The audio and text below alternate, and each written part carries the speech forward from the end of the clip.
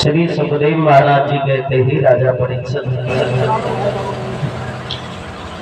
भगवान मर्यादा पुरुषोत्तम श्री राम गंगा जी पर जब आए हैं तपस्वियों का वेश धारण करके और भगवान श्री राम ने केवट को बुलाया कि गंगा के खड़े किनारे भगवान मांगी रहे मैया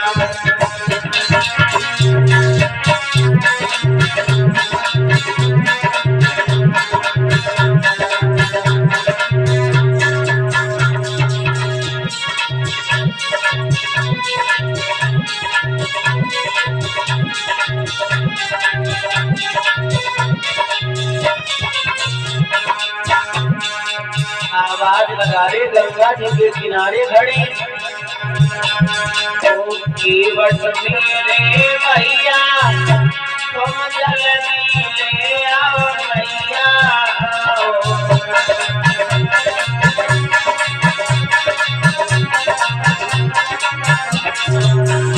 केवट मेरे भैया तुम जल्दी ले आओ भैया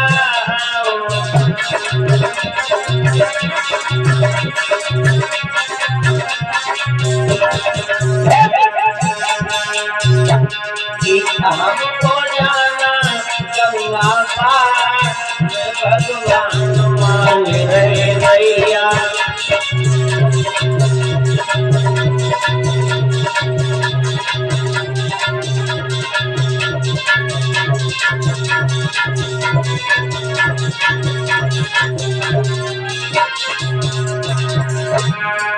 हमको जाना गंगा पार भगवान मांग रहे भैया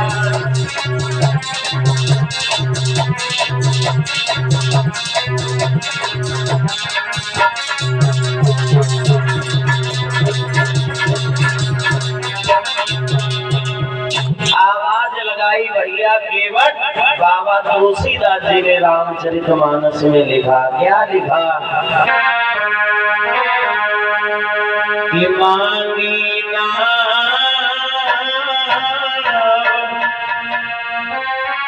न केवट आना और भाई तुम्हारो मरम नहीं जाना भगवान श्री राम ने नाव मांगी लेकिन केवट नहीं आया। दूसरी लाइन में बाबा तुलसीदास जी क्या लिखते हैं कि मांगी नावन जब नाव नहीं मांगी तब केवट आना और भाई तुम्हारा मरम नहीं जाना पहले जब नाव मांगी तब आया नहीं जब नाव नहीं मांगी तो केवट आ गया। लेकिन गोपाल थोड़ी शंका है केवट सोच रहा है भगवान के पास आ गया लेकिन सोच रहा है एक बात कि हे प्रभु का जब देवी भगवान है विष्णु के अवतारी जिन्होंने 52 अंगुल का रूप धारण करके 3 कदमों में तीनों लोक नाप लिए गंगा जी कितनी चौड़ी आती केवट सोच रहो मन में अगर ये भगवान है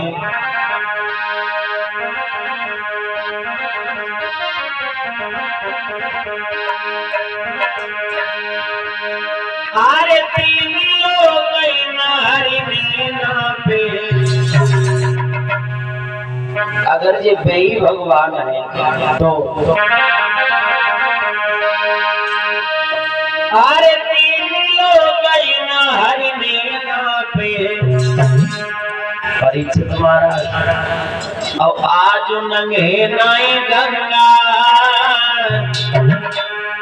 और नाव के खातिर खड़े किनारे व्यर्थ मचाई रहे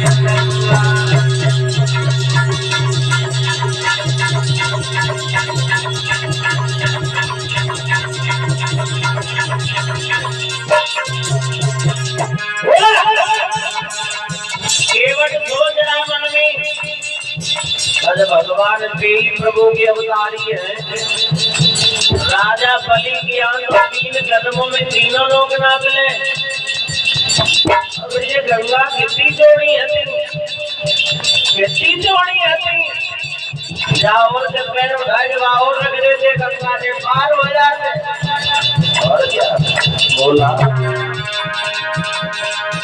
अरे तीनों और आज नहीं नहीं गंगा बड़ी समझाई गंगा।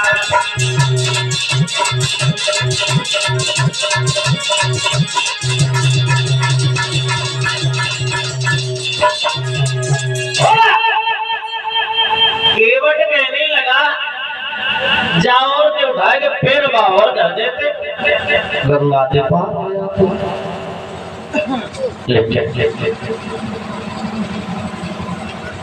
केवट कह रहा है कि पैर उठाई के और जो धरी देते, असुर सारे पार राम हुई लेते।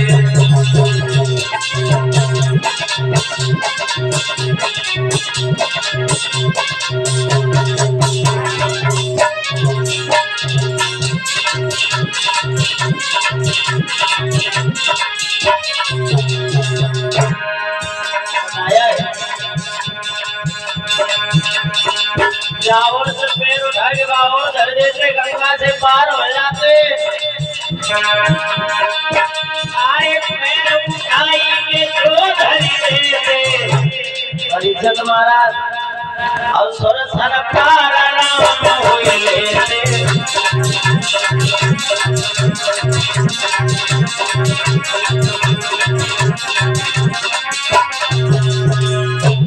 पैर उठाई के जो धरी देते, असुर सर पार राम हुई लेते। जाओ ते पैर उठा के बाहर धर देते, गंगा से पार हो जाते। देखो बट्टे में तो इन झगड़ा कर रहे ठाठे। फिर मन में एक बात आई केवट की, अकेले होते तो पार हो जाते, बात ये है ना। अरे होते अकेले तो गड़ी जाते, पर संग में सीता नारी। अब कैसे मरे पार गंग से भ्राता से गया बंदारी।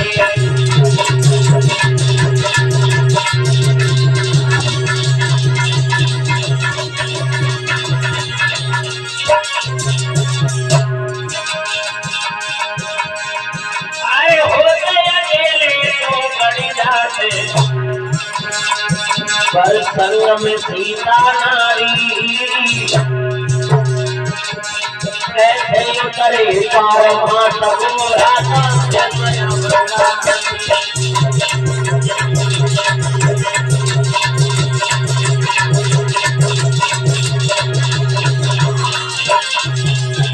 बोले अगर अकेले होते तो पार हो जाते, सीता साथ में, लघु भ्राता लक्ष्मण साथ में, कैसे अकेले उतर जाते, एक दूसरे का काहे न छोड़ जाते। मन में फिर एक बात आई, क्या कि सीता को लेते लखन लाल की भोजा गई।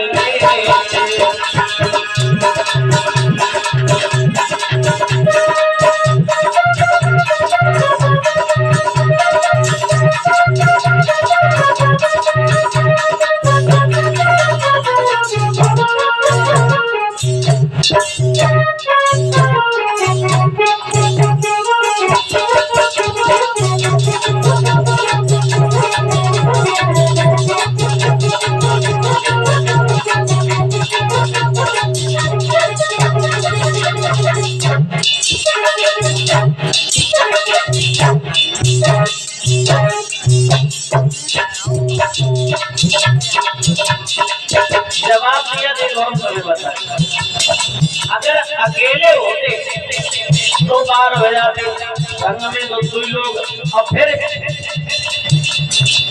तुम लोग जाओ कोई बड़ी बात, मैं सीता को गोदी में उठा लेते। और बाकी बात लक्ष्मण की कलाई पकड़ लेते, गंगा से पार हो जाते। बोले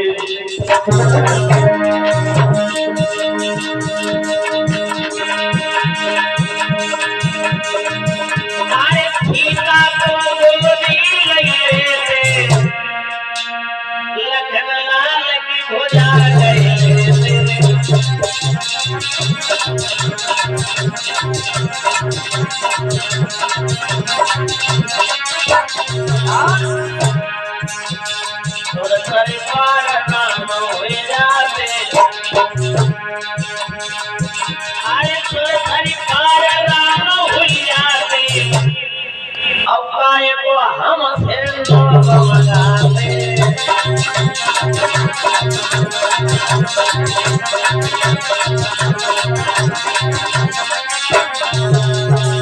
विचार किया कि सीता को गोदी ले लेते और लखन लाल की भुजा गए लेते। अपनी पत्नी सीता को गोदी में उठा लेते, लक्ष्मण की कलाई पकड़ लेते। कितने बजे तक का हो? कितनी ना उठाए, मैं ऐसे कर रही हूँ। तीने रहो मका का करे तुम वहीं कहीं पिया पर वही खाना तो वैसे 5 बजे तक हम का नहीं टेंशन वो तक आओ विदेश हम का टेंशन नहीं ना भाई कहीं देव जतो बनी है। जवाब दिया, सीता को गोदी में उठा लिया होता, लक्ष्मण की गलाई पकड़ ली होती, गंगा से पार हो जाता। सीता को गोदी ले लेते, लखन लाल की भुजा गए लेते, असुर सर पार राम हुई जाते। काय को हमसे नाव मंगाते। व्यर्थ में तो चक्कर में पड़े, व्यर्थ में तो झगड़ा कर रहे, लेकिन फिर केवट के मन में एक बात और आई। क्या बात आई?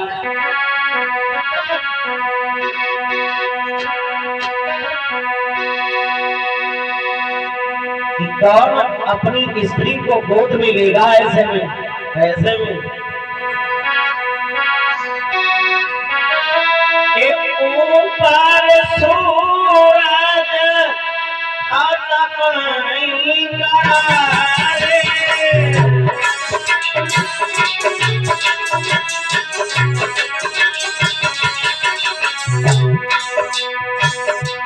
वो केवट सोच रहा है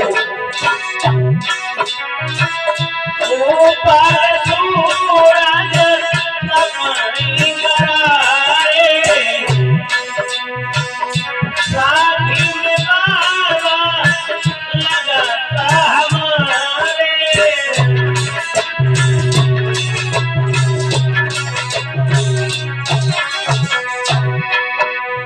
अब बताओ, बाबा देखे नाती अपनी मतलब घरवाली में गोदी लेके कौन है, ऐसो कहाँ शर्म वाली बात है, ऐसो कहाँ मुझे भाई।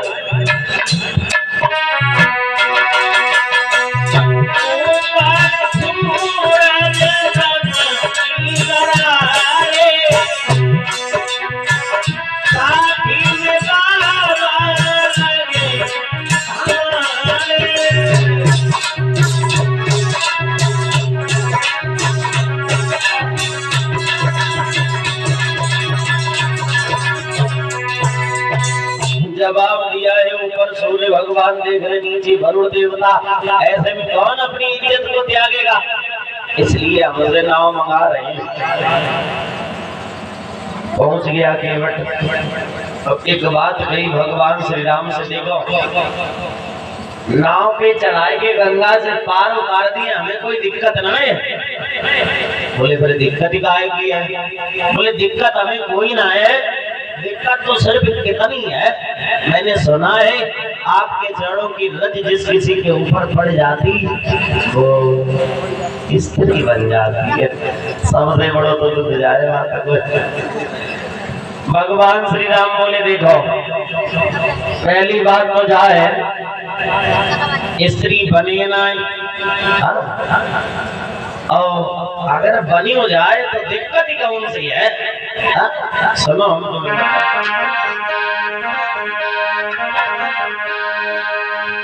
कि पहले तो नारी नहीं बनी, बन जाए तो क्या है रानी।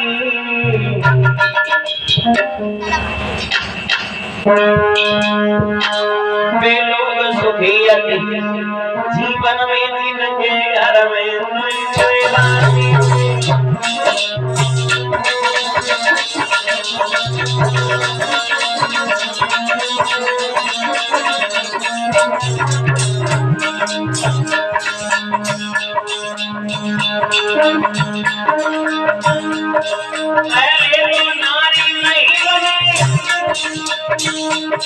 बन जाए तो क्या है रानी।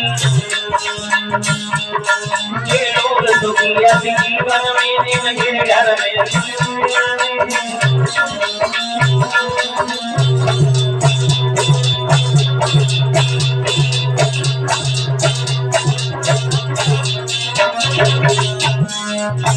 मनीष दुर्योधन वाले बड़े सजन बनाते पता कैसे? अरे एक बनावे भोजन दूरी भोजन पर से खवावेगी और एक दबावे फिर तू घरी चल के भीतर दबावेगी।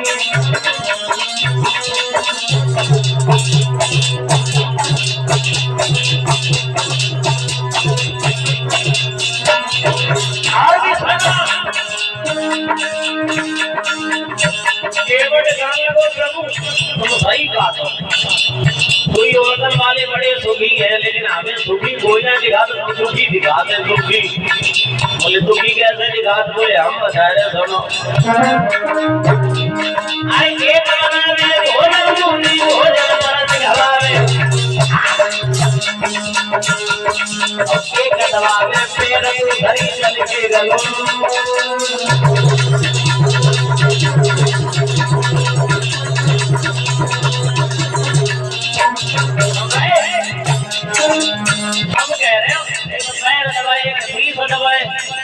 भोजन लाए एक बनाए मानता एक भोजन बनाएगी तो कभी खवाए दिए, लेकिन ले गो एक पैर दबाए तो शरीर जो शीत कह रहा ना वो शीत समय में धीरे के तो आप खड़े भी हुआ।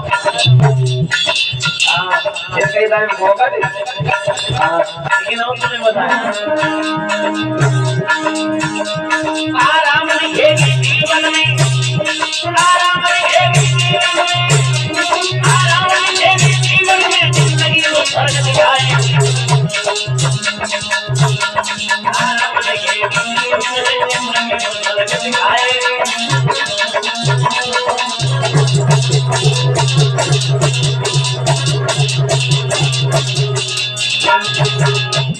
जवाब दो प्रभु। तो तासे देखो दुर्योधन वाले कोई सुख चैन मनाया, समस्या है ना कोई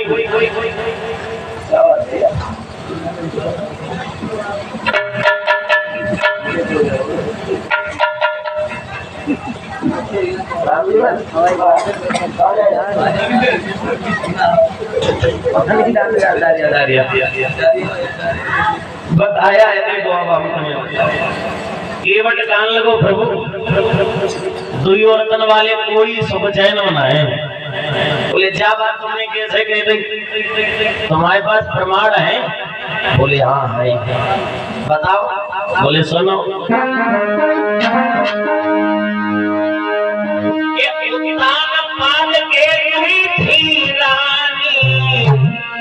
असुरज सुनी दिए भेद बतानी।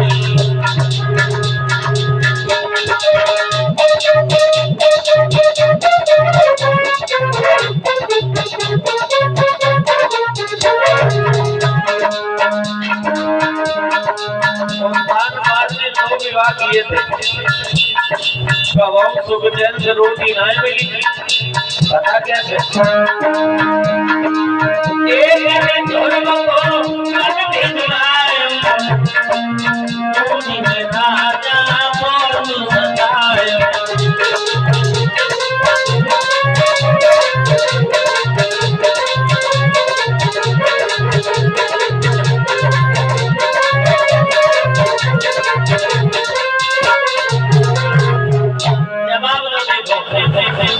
उत्तान बाद में दो विभाग ये कमौन चैन से कुशल से ना रह पाए। आओ बताए अरे संगपति में पूरी दुनिया पूरन बोलो लगाई मासी पूरन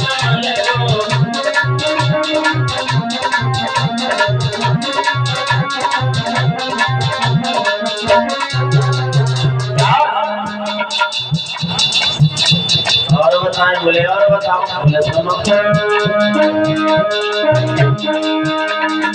जो दशरथ नहीं ब्याह रचोते अपने घर में और ज्यादा दूर मत जाओ। आए जो दशरथ नहीं ब्याह रचोते तो तुमको नहीं बन में बोलते।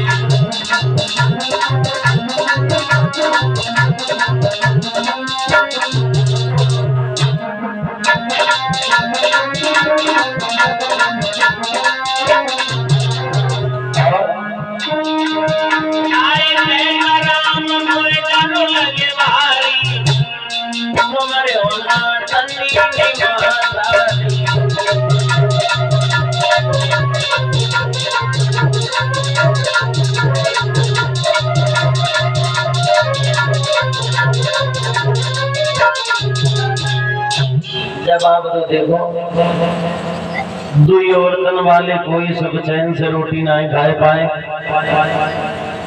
इसीलिए हम तुम्हारे मर्म को जानते भी हैं।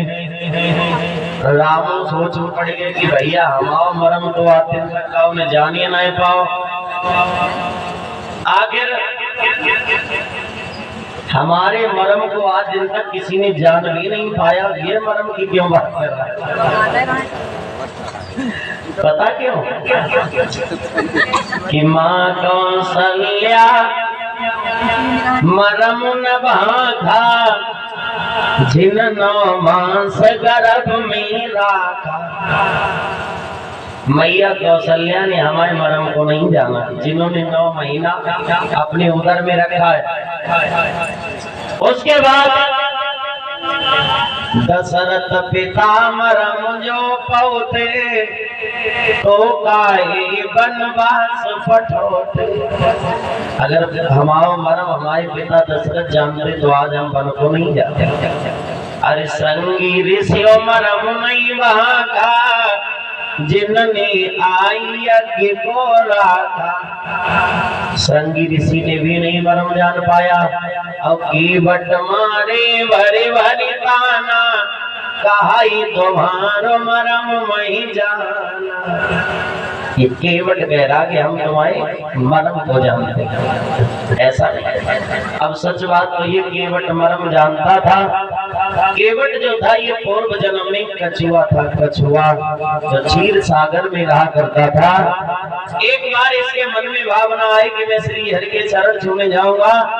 तो कछुआ जो था शेषनाग की सैया पे चढ़ने लगा, लेकिन शेषनाग ने फुसकार मारी, कछुआ नीचे गिर गया। जब नीचे गिरा है तो जिंदगी की आखिरी सांसें भरने लगा। भगवान नारायण ने वरदान दे दिया था, कछुआ अभी नहीं, अभी नहीं, अभी तो तुम जाओ, क्योंकि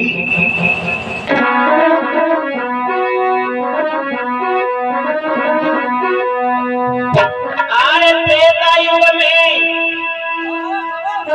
ओ केवट अवतार लेंगे।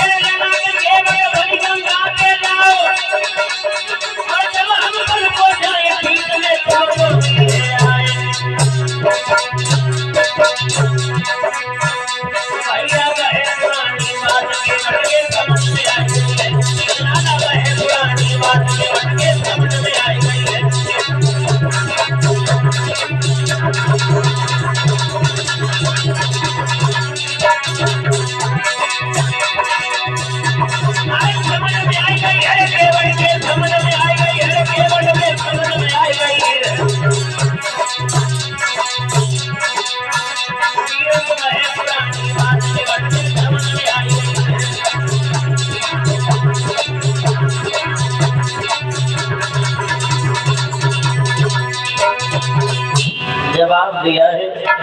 केवट सोच रहा है ये वही प्रभु है, कोई बात नहीं। और सच बात हो जाए, नाव पे भी चढ़ेंगे तो नाव का भी तो उद्धार होना है।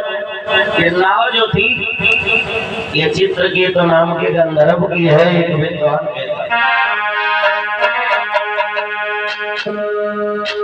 कि जानकारी में वो है नाव, जो चित्रकेतु गंधर्व की है।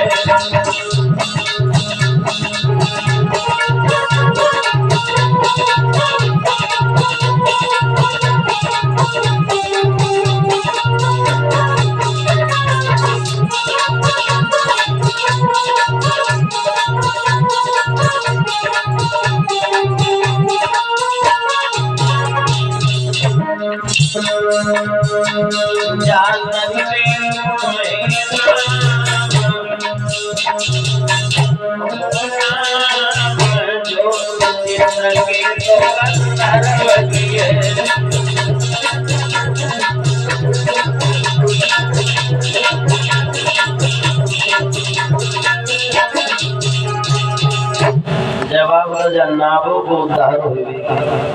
चित्रकेतु जो था बहुत ही गानी बजाने वाला था। एक बात दुर्वासा ऋषि ने इसे श्राप दे दिया था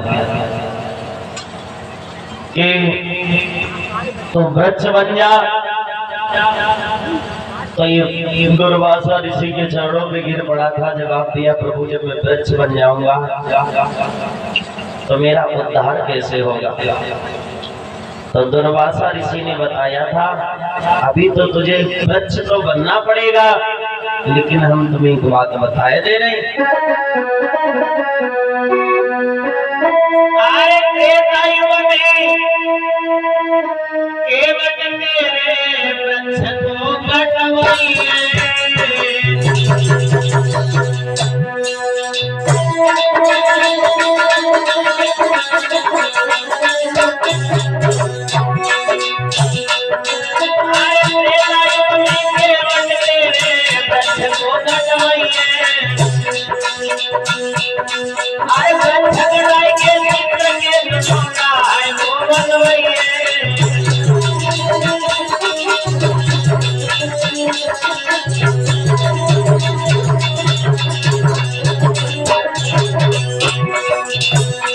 जवाब दिया है,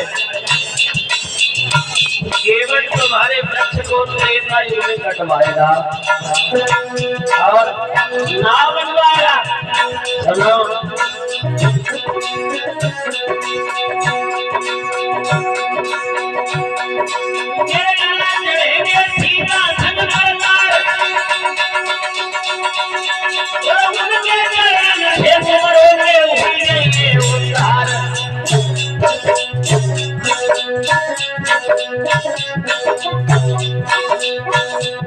भैया है पुरानी बात केवट में समझ में आई, वीरन है पुरानी बात केवट में समझ में आई।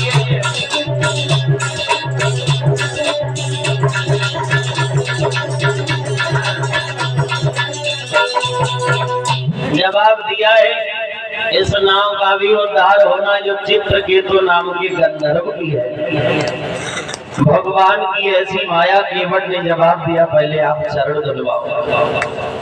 तो भगवान ने एक बात कही कि तुम मेरे चरण क्यों धोगे? बोले, मैंने सुना है चरणों की रज जिस किसी के ऊपर पड़ जाती वो स्त्री बन जाती है। जवाब दिया, इसीलिए चरण धोएंगे। भगवान कहने लगे, भैया हमें पार करो, समय नहीं है इतना, ऐसा कुछ नहीं है। जिद ध्यान किया केवट। तो भगवान ने कहा, अच्छा जाओ ले आओ, पानी ले आओ। तो केवट नाव में से कठौता लेके गया और पानी भर के लाया और भगवान को कठौता में खड़ा किया है। उसके बाद केवट जो था रागम से खड़े कठौता में अब वो एक मग धोता है।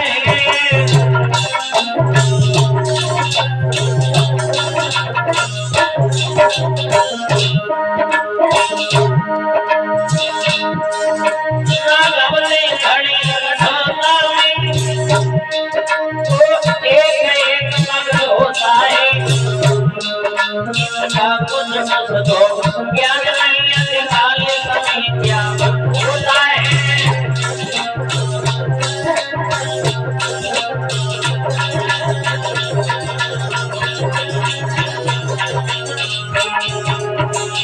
जवाब दिया भगवान कठोरता में खड़े हैं, केवल चरण धो रहा है। प्रभु की ऐसी लीला, भगवान कह रहे थोड़ा जल्दी कर लो, हमें बहुत दूर जाना है। केवट ने चरण धोए भगवान को, नाव पर सवार किया है। अब वो केवट जो था उस नाव को लेकर के चला है। आओ ताली बजा के सब लोग बोलो कि मेरी नैया में और बेटे घनश्याम, कि मेरी नैया में बेटे श्री राम और गंगा मैया तीरे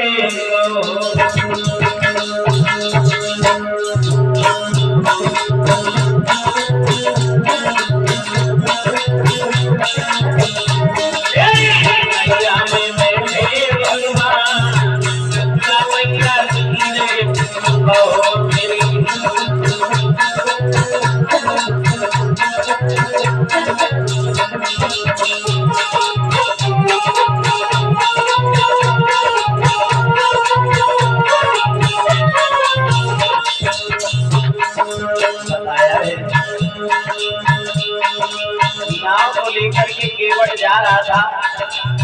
तब तक आकाश में सूर्य और चंद्रमा की लड़ाई हो गई। सूरज चंद्रमा की भई लड़ाई,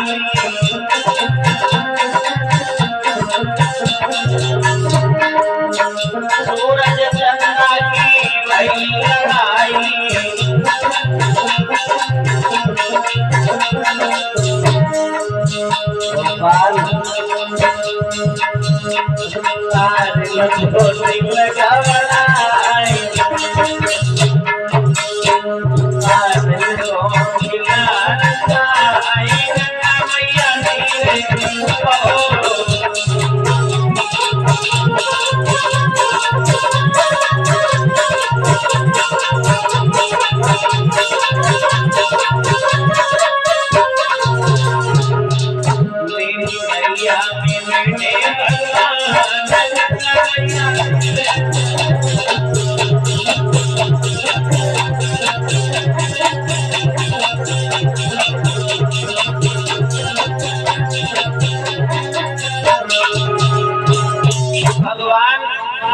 नाव में सवार केवट लेकर के उधर पहुंच गया।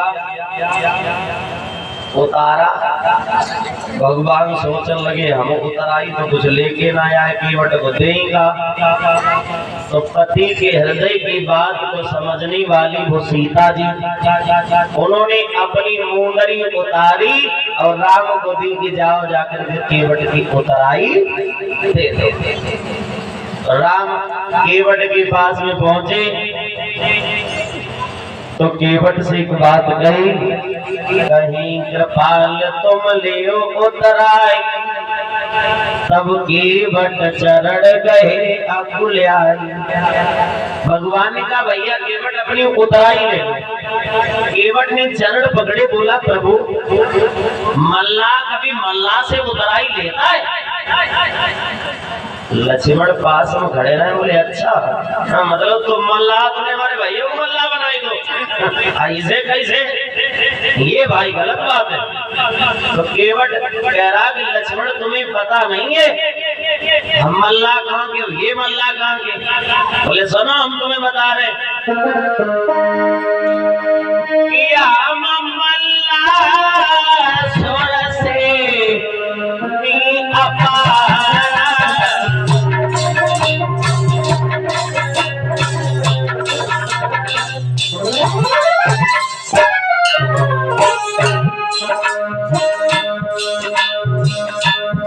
बताया है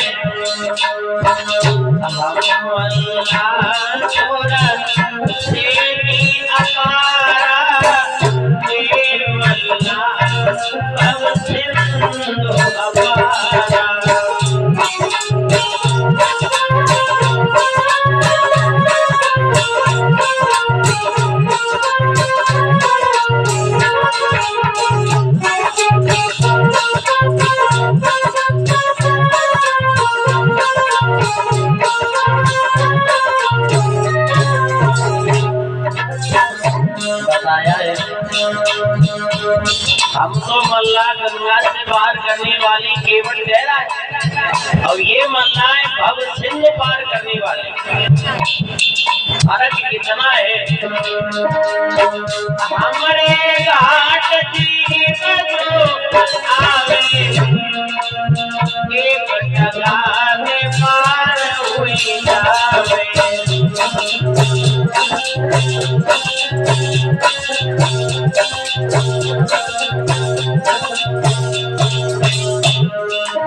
फर्क कितना है। हमारे घाट पे जो कोई आता है टका के पार कर दे जाते, क्यों? हमारे यहाँ थोड़ा मतलब नहीं काम चलती, और तुम्हारे यहाँ हमारे घाट जीवन आवे एक टका में पार हुई जावे।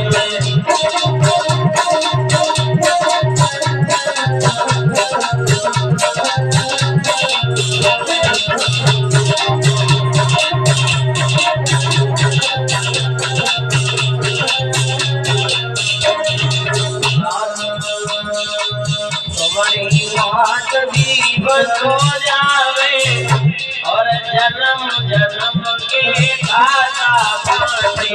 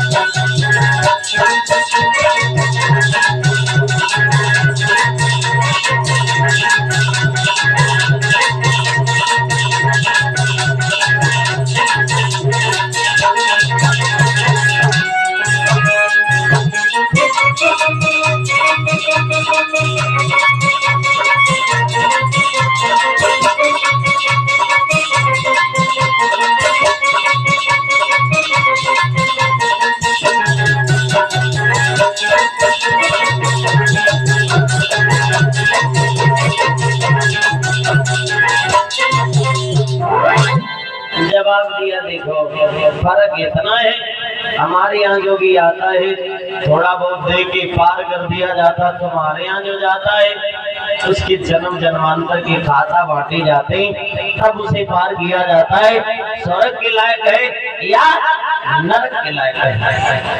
श्री सुखदेव महाराज जी बोले, हे राजा परीक्षित, जवाब दिया प्रभु, हम जब तुम आए न आमे तो हमसे उतराई ना लेना और हमें गंगा से अपने वहां से पार कर देना। बोलिए आनंद कंद भगवान की। आओ एक छोटा सा कीर्तन बोल लो और आगे आरती और प्रसाद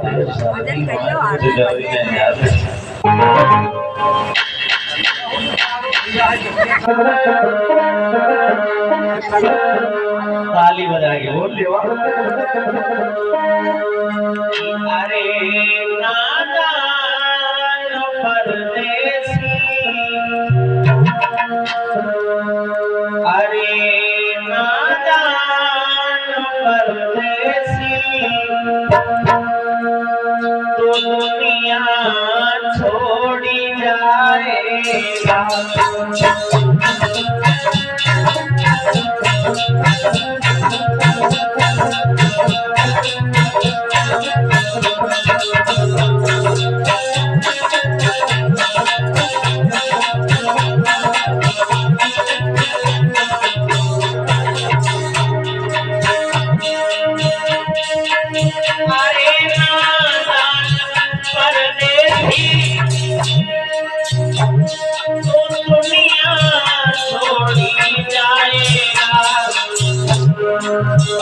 महाराज